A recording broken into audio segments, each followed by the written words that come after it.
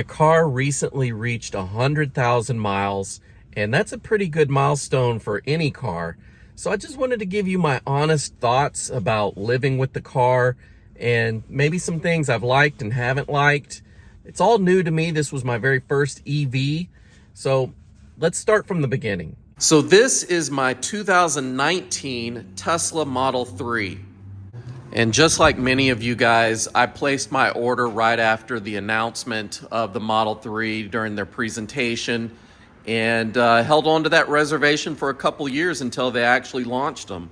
So when Tesla first released the Model S, I was all over that car, but the thing is I just couldn't afford it at that time. So it was always put on the back burner that someday I'll have a Tesla. I didn't know that they were going to come out with a Model 3 at that time. So instead, I became an investor in Tesla, and I was like, if I can't afford the car, I'll afford something from the company. I'll at least buy some stock. So I was an investor of Tesla before I was even an owner of a Tesla. And then when Elon announced the Model 3 and it, was a price that I could afford, I was really excited. I placed an order, put down my, $100 or however much it was back then for the reservation, and just waited for a couple years. They did release the Model 3 at the very end of 2017, and probably about the middle of the next year, 2018, is when I got my email that I could start to configure one to actually get. And I held off on it because I was a little bit nervous. I didn't know what to expect about going from a gas car to electric. And I just had a lot of, doubts and questions because I didn't know anyone other than a couple people with a EV at that time. And it was all new to me.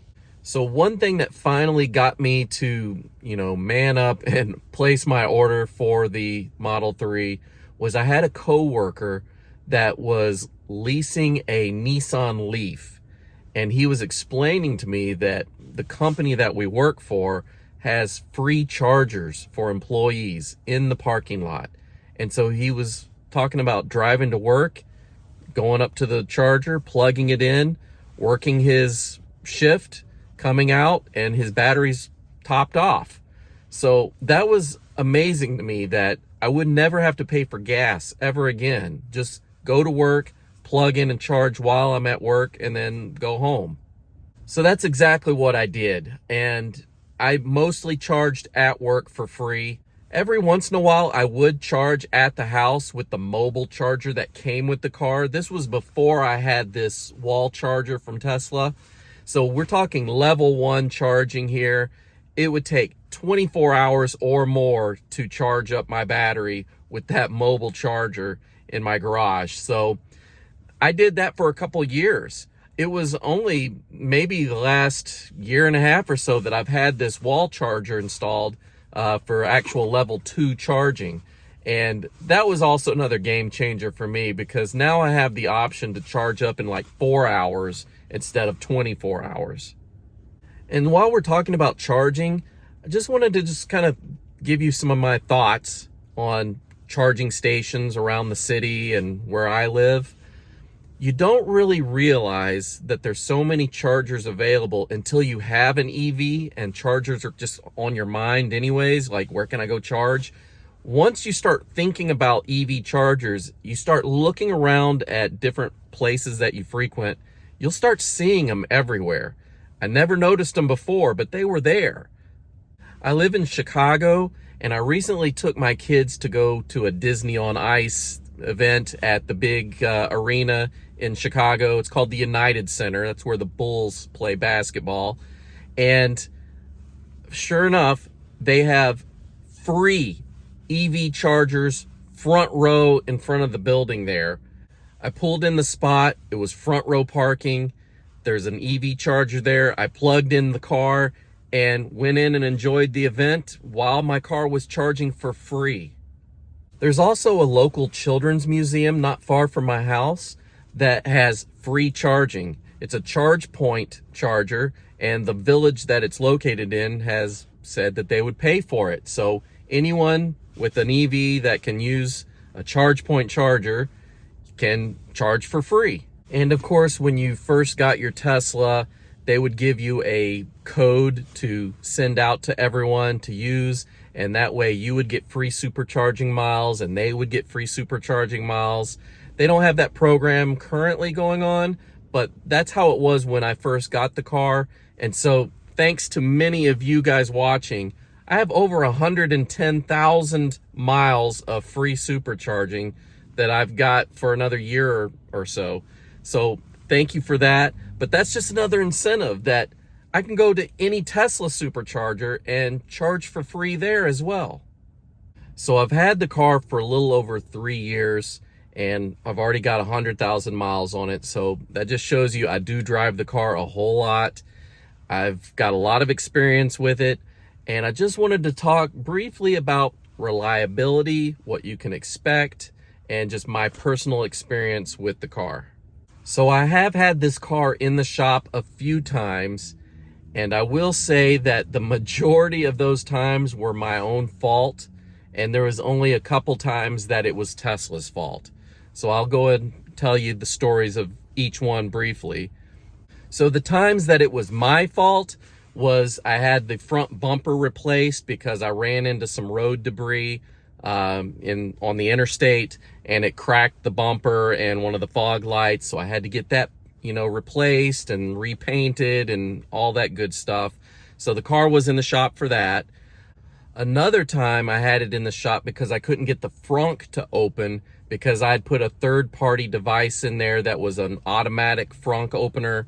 And I just didn't do a very good job of the install because I left some exposed wires that got some rust in there from the moisture, and the rust caused corrosion, and the corrosion caused a problem that, made the device fail. So I had to have Tesla go fix that. And so the car was in the shop for a little while for that as well. Now, as far as things that were not my fault, but Tesla's fault, it was only one thing that I had to take it in twice for both sides, and that was the front control arms. The front control arms had a bushing that was making a squeaking noise every time I'd go over a bump or a sharp turn. The bushing itself is not serviceable, it's sealed, so the only way to fix it is to replace it, and Tesla does not replace just bushings. They replace the entire control arm with the bushing attached. So that's what I had to have the car in for. I had the driver's side done first, and then maybe half a year later, the other side started doing the same thing, so I had to bring it in for that as well. But other than that, I have not had any other mechanical issues at all. I haven't really had any software issues. Nothing major to report. The battery is still strong. I'm not seeing any major degradation of the battery. I did lose some range when I went from the factory tires to a different tire that has a higher rolling resistance, but that's expected. No problems with brakes. Still have plenty of pad because you barely use your brakes on an EV because of the regenerative braking that happens. So in my personal experience, my EV has been more reliable than any of my gas cars. In fact, my last gas car that I had, the one I traded in for this Model 3, was a BMW X3. And we had actually paid for extended warranty on that car that covered it up to 100,000 miles. When we reached 97,000 miles, the engine blew up. Had to get the entire engine replaced and both turbos. So it just goes to show you, the more moving parts you have under the hood, the more likelihood there is going to be that something fails. It's just a ratios game. Well, with an EV, you've got your battery, you've got your computer that runs everything, you've got the electric motors, but there's not a lot left. I mean, you do have the mechanical stuff like shocks and, control arms and that kind of stuff, suspension parts, but there's not a lot of moving parts under the hood. And so just based on that alone, it's going to be more reliable and it's going to last you longer. Now, I'm not one of those guys that says, as soon as any car turns 100,000 miles, you need to replace it. but it does start to weigh on you a bit to where you need to start thinking, well, I'm clearly well out of warranty. If things start breaking down, what am I going to do? How am I going to afford repairs and all that? But with an EV, I feel a lot better about things just because I know I still have, I do still have battery warranty. That's covered to 120,000 miles. Now, as far as build quality goes, the car's been pretty good, and there's no major panel gaps and things that everyone talks about online. There are some creaks and some sounds that I hear from time to time, but a lot of that's my own fault because if you've seen any of my other videos, I've taken this car apart several times. I've replaced all the speakers, I've removed all the dash, the rear deck where the speakers are back there. I've taken everything apart to where when I'm putting it back together, maybe I am introducing some of these little creaks and things because, I'm not putting it back as well as the factory did in the first place. But it's not anything major. It's not anything annoying. It's just very minor things. And half the time I've got my awesome stereo playing anyways. So it's not a big deal breaker for me. Another side effect of owning an EV is just the addiction to that instant power, instant torque. It's just something that you can't really explain until you experience it. And the best way to do that is for you to drive an EV for about a week and then go back to your old gas powered car, and then you'll know the difference. It just feels night and day. I still have my Miata and it's fun to drive, but because, it's not the fastest car in the world, but just because of the instant torque from this car, it makes this car seem ridiculously slow, even though that is a fun car to drive because it's so low to the ground and it's just a tiny little cockpit to sit in. It's almost like a go-kart. That car is really fun, but this thing is just insane. So for a car that's got over 100,000 miles on the odometer, it's still very lively. It still feels new to me. I don't really see any degradation in any way.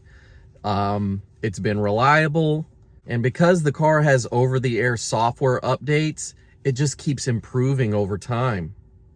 And because of the simplistic layout of the Model 3, whenever Tesla wants to update this user interface, all they have to do is push down a software update, and now everything is located in a different place.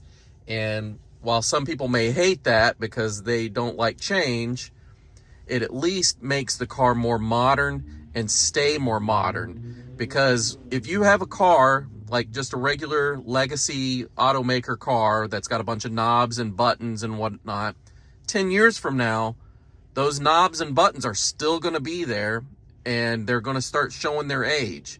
It's going to look dated, it's going to feel dated, but with a screen like this, you just update the software, give it a new look, and it's automatically more modern. It's going to always stay looking somewhat modern. So just to recap, 100,000 miles, and all I've done is I've replaced the tires once. I've brought it into service for squeaky bushings in the control arms.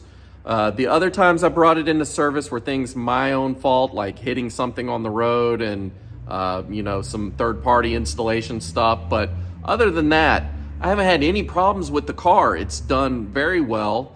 It's exceeded my expectations. And we loved it so much, we actually bought a second Tesla for my wife. This one over here, a Model X, we bought that one used. Still can't afford a brand new one, but the used ones were somewhat affordable. So we are fully behind the EV movement. We really enjoy having our cars, never having to go to a gas station. It's just been such a blessing. And I want to thank a lot of you guys for helping me out with this. And I'm learning all this as I go as well. And you guys have been great, joining me on this adventure. So I'll keep you guys updated on the car. If anything does happen, I'll make videos about it and let you know. So if any of you have a Tesla that has over 100,000 miles, what's your experience been? Have you had a lot of problems with it, or has it been pretty good compared to the gas cars you've had in the past? Go ahead and comment below, let me know. So again, I just wanted to thank you guys for joining me on this adventure of EVs. I'm learning a lot of this as I go.